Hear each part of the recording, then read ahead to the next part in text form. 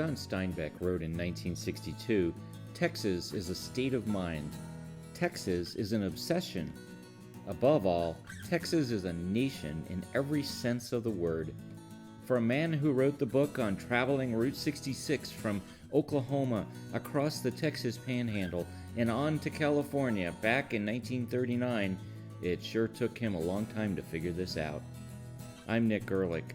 Buckle up and giddy up. Let's go for a ride across the 180 miles of Route 66 in Texas. The Mother Road enters Texas at Texoma, where a vestige of the old four-lane preceding the freeway still exists for a brief distance. From there, the road hugs I-40 nearly all the way to Amarillo, either on its original path or a later one, for the route was always fluid, ever-changing. In much of the first 40 miles in Texas, Route 66 travelers are treated to original roadway made of Portland cement. The familiar ka-thump, ka-thump, ka-thump is still evident today. Texas may be larger than life, but for all intents and purposes, it often gets short shrift among Mother Road adventurers. Maybe it is because much of the old road is visible from the freeway, so people hop on, zoom by at 75, and call it good. But to do so is like saying that you have seen people dance, and that's good enough. But until you have danced the dance yourself, you really haven't done a thing. Steinbeck learned this long after he took the Jodes across Texas in the Grapes of Wrath, and I'm pretty sure that once he danced his way across Texas, he regretted not having become acquainted sooner. While Steinbeck may not have been speaking specifically of 66 when he made that pronouncement on Texas, I, like many others, made that connection long ago. It truly is a state of mind, and for this Chicago transplant, a state of mind. There is much to see and do along Route 66 here, but it requires slowing down and becoming one with the land, the people, and the elements. The weather, wind, and featureless topography have not changed one whit since the inception of Route 66 in 1926, but the road and its towns have. With the coming of I-40, decommissioning of the route in 1985, and the ebb and flow of population that has rendered some villages ghost towns and others mere shells of their former selves. Only Amarillo has grown and prospered during this time. But there are many reminders of the glory years of Route 66, some low-hanging fruit, others that require a spirit of adventure. Even Hollywood has taken note. Texas can lay claim to several icons, both physical and personal, that inspired the writers of the movie Cars. Shamrock's Tower Station and You Drop In Cafe became Ramon's body art shop. The Little Juarez Diner in Glen Rio appeared as an abandoned business known as, no surprise here, Glen Rio. The familiar tail fins of the Cadillac Ranch appeared rather magically as a jagged mountain range backdrop. And then there is Fran Hauser, former proprietress of the Midpoint Cafe in Adrian. She played a role in inspiring the character Flo, who served up goodness between a bun at the V8 Cafe. While Hollywood was enamored of these Texas Route 66 icons, it was the weather, wind, and topography that caught the attention of early motorists.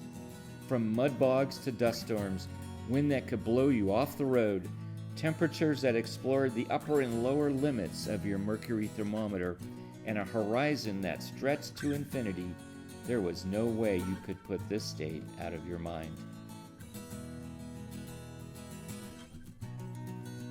One of the more fabled segments of Route 66 is the original road extending about 10 miles either side of Allen Reed that is the earliest alignment, a section that was never paved and was only used up until the early 1930s. That section is known as the Jericho Gap and is renowned for it being where motorists were frequently bogged down in mud. They had to pay local farmers to pull them out of the quagmire. But wait, there's more!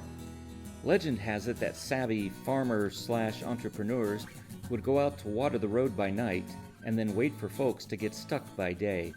They would gladly rescue them, for a fee of course. Anyone who has ever lived in these parts knows that the dirt roads are seldom impassable because of mud. In the rare event of slow winter snow melts or repeated afternoon monsoonal rains, our dirt roads are generally passable.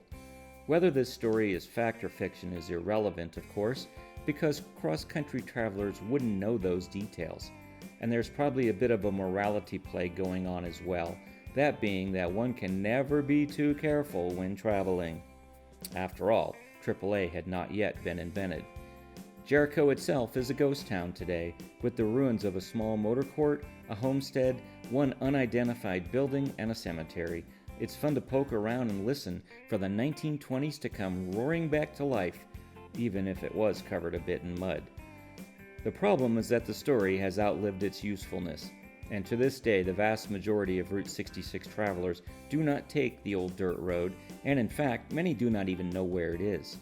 Legends, of course, are often larger than life, and in spite of the road being moved in the 1930s to where the current I-40 corridor is located, the tale was lost in all of this.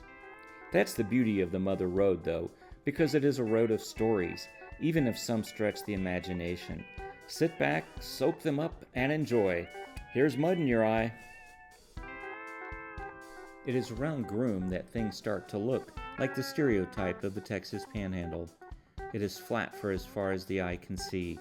The only thing to break up the blue sky and beige land are the grain elevators, pushing up from the hard-as-rock soil like concrete daffodils in spring.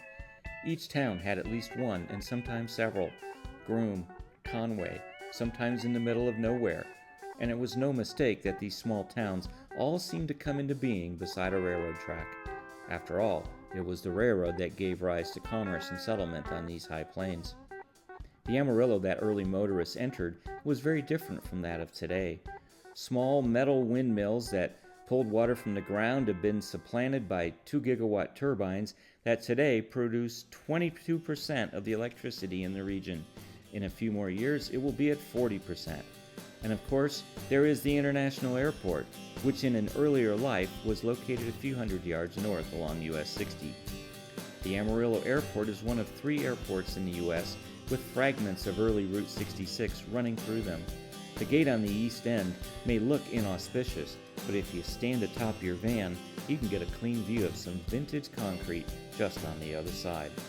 That was our beloved Route 66, flat as a pancake and darn near straight as an arrow, but you could see downtown Amarillo from there. Amarillo is, or should I say was, the prototypical Route 66 poster child back in the golden years of Route 66. It was and still is the biggest town between Oklahoma City and Albuquerque, and offered weary travelers a plethora of things they needed the most: gas, food, and lodging. Amarillo Boulevard was once lit up like Las Vegas with mom-and-pop motor courts. Most of those motels are gone now, and the ones that remain have fallen into disrepute.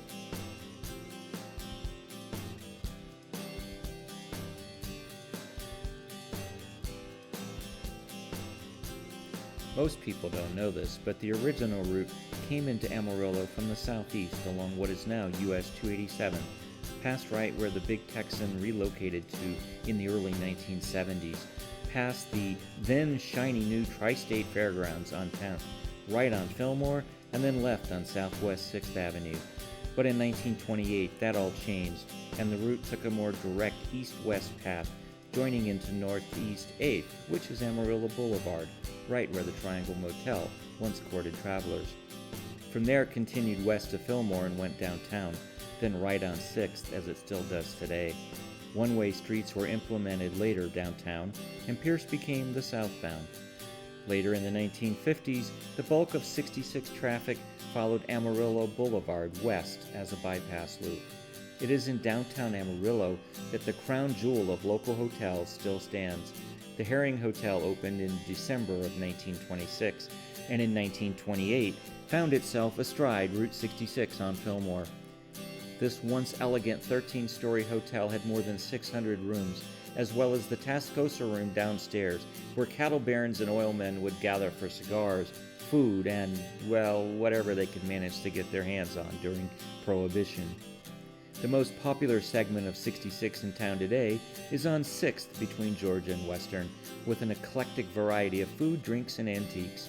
In many regards, It has changed very little since the 1920s, when Model A's and Model T's chugged up and down the thoroughfare, hoping that the golden light would hurry up and get there. The ranch land extends for as far as the eye can see once you leave Amarillo, and this time Route 66 hugs the north side of the freeway. You can count off the prairie skyscrapers one by one until you have 5: Bushland, Wildorado, Vega, Landergen, and Adrian. It was somewhere around 1914 or thereabouts that the Ozark Trail heading west to New Mexico was formalized, adding another option to the railroad. This is what ultimately became Route 66. I'm pretty sure that anyone who dared drive through Amarillo without spending the night, or at least filling up and getting provisions, had a horrible sinking feeling once they left the hustle and bustle of the big city behind. As Jack Rittenhouse noted in his 1946 guide to Route 66, in Bushland there were only a few railroad buildings, 3 grain elevators, and a church. As for Wildorado, there was a garage, gas, cafe, grocery, no tourist accommodations. It wasn't until Vega that there were 3 tourist courts. But 40 miles was a long way back then, and there were no more tourist facilities until San Juan, a full 18 miles into New Mexico. In modern terms, that's like saying there are no services for 150 miles. That's not to say there aren't things to watch for along the way today, for there are, like the old FAP marker in Vega, attesting to its construction date of 1934, vestiges of an early highway alignment on the other side of the abandoned rail bed, including a small concrete bridge, followed by 4 culverts popping up oddly in wheat fields, and the unofficial midway point of Route 66 in Adrian. It may be true that you can see forever in West Texas, but you need only look a few feet beyond the end of your nose to see Route 66 history. It's ripe for the picking. It is at exit 15 where Texas starts to look different. Route 66 gets lost coming down off the Caprock and disappears into a maze of soapweed yucca, cactus, mesquite, and juniper, first on the north side of the freeway and then the south. The old road closely followed the railroad the rest of the way to New Mexico, but it is for about 12 miles that the earliest 66, which was also the Ozark Trail, lies virtually hidden on private ranch land. A few highway archaeologists have surveyed this land to learn where the road once flowed. Some 20 culverts, 1 bridge ruin, another bridge still barely walkable, and a row of Model A's and T's used for erosion control share space with cattle who are oblivious to the fact that they trod an historic highway. Everyone else, though, must take the freeway and get off at exit 0, Glen Rio. If ever there were a living ghost town, it would be Glen Rio, a town that lived and died between 2 other forms of transportation and had the amazing distinction of doing it in 2 separate states. I go there to listen for the voices of travelers past, to imagine what life was like before I was born. Late in his life, Steinbeck had a little more to say about this state I call home. I have said that Texas is a state of mind, but I think it is more than that. It is a mystique closely approximating a religion. The same can be said of Route 66. Texas may have but 180 miles of more than 2,400, but it has some of the best. Like that abandoned motel on the state line, Route 66 is the first and last thing on my mind. It's where I check in to check out. It's my obsession. That's the state of my head.